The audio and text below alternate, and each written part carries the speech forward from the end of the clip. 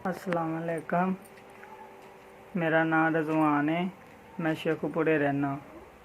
Sir मेरा ना मैं वालद साहब ਦਾ फ्रूट ਦੀ ਰੇਹੜੀ ਲਗਾਉਂਦਾ ਸਾਂ ਤੇ ਮੇਰੇ ਵਾਲਦ ਸਾਹਿਬ ਫੌਤ ਹੋ ਗਏ ਨੇ। ਸਵਾ ਮਹੀਨਾ ਹੋਇਆ ਤੇ ਮੈਂ ਵਾਂ, ਮੇਰੀ ਬੀਵੀ ਹੈ, ਮੇਰੀ ਵਾਲਦਾ ਹੈ ਤੇ ਮੇਰੀ ਸਿਸਟਰ ਹੈ ਤੇ ਮੇਰੇ ਕੋਲ ਕੰਮਕਾਰ ਵੀ ਨਹੀਂ ਹੁੰਦਾ। ਮੈਂ ਪੋਲੀਓ ਦਾ ਸ਼ਿਕਾਰ ਹਾਂ ਤੇ ਸਰ ਮੇਰੇ ਕੋਲ ਕੋਈ ਕੰਮ, ਵਾਲਦਾ ਜ਼ਈਫ ਹੈ सर। मेरा कोई जरिया आमदन नहीं है। मैं कल्ला कमान वाला सा ते हुण मेरे घर कोई चीज़ नहीं हैगी ताकि मेरी मदद कर दिओ। 2-3 महीने मेरे राशन दे निकल जान।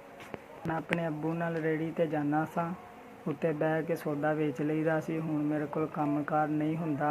अब्बू नहीं रहे है, वो फौत हो गए ने ते हुण मेरा निज़ाम बड़ा ख़राब हो गया। करियाने की दुकान भी नहीं बन सकती। साडे घर तो निकलदियां नाल ही 2-3 दुकानां है।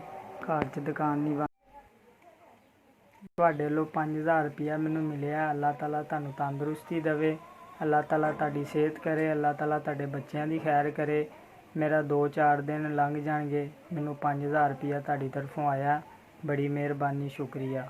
5000 रुपया तुसीं मैनू दिता, मेरे घर का राशन नहीं सी। अल्लाह ताला तुहाडी खैर करे, तुहाडे बच्चों की तंदुरुस्ती देवे। अल्लाह ताला जिस तरह तुसीं मेरी मदद की है, इस तरह अल्लाह ताला तुहाडी मदद करे। अल्लाह ताला तुहानू सेहत तंदुरुस्ती देवे, बीमारियां तो दूर रखे, ख्वाहिशां पूरियां करे। अल्लाह ताला तुहाडियां दिली मुरादां पूरियां करे। अल्लाह ताला तुहानू खुश रखे, आबाद रखे। अल्लाह ताला तुहानू होर ज़्यादा देवे। SVS तुहाडा बड़ा शुक्रिया, तुहाडी बड़ी मेहरबानी, तुसीं मेरे तिकर मदद पहुँचाई है।